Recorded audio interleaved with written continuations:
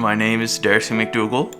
I'm 37 years old. I live in Charlottetown. I've lived in Charlottetown for quite some time now. I work with the Department of Veterans Affairs. I've been there for about 11 years now. And also I am totally blind, and I've been blind since birth. I grew up in Western Prince Edward Island, and at that time especially, in the early 1980s,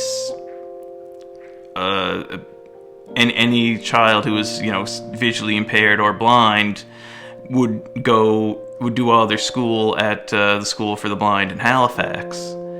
But my parents really didn't like the idea of having to send me away to school, and my brother as well. I have an older brother, Darren, who is also blind. So they, fought the system on that, and had us made sure that we were able to go to school up, the area up west where we live. Also growing up there, I was,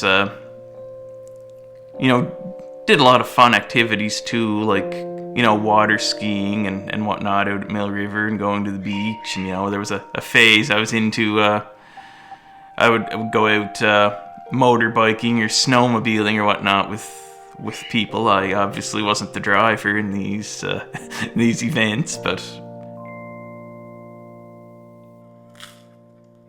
But then when you're dealing with a disability that needs to be adapted in order for the person to work, which, for most jobs, if you're blind or visually impaired, there's going to need to be some adaptations made. One adaptation that Veterans Affairs made was they purchased a screen reader for me. It's called JAWS for Windows. And what a screen reader is it basically puts what's on the computer screen into voice. Second adaptation that Veterans Affairs made was purchasing a Braille printer for me. Use that to make Braille copies of documents for myself, to proofread them before submitting them to my manager, or to Braille. If a bunch of us are having a meeting to go over a couple of documents, maybe I'll put those in Braille for the meeting.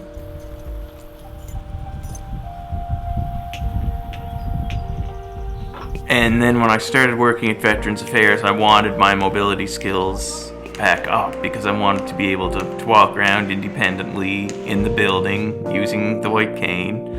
And I wanted, to be able to get out and get myself a coffee or something to eat. So I really reconnected with CNIB about 10 years ago.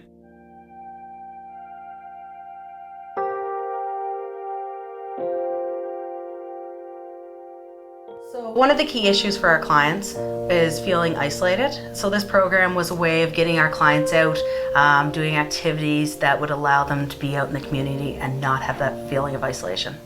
I was able to meet some other, visually impaired people from the Charlottetown area, because that's one thing I really didn't know.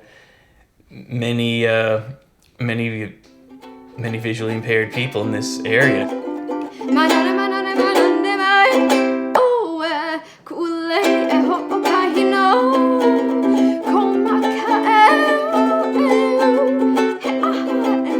Visually impaired young adults from the Charlottetown area are coming over. We're having a potluck. I'm cooking up a ham here. Everybody's bringing something, and we're gonna get together and eat and talk and listen to Christmas music and have a few laughs.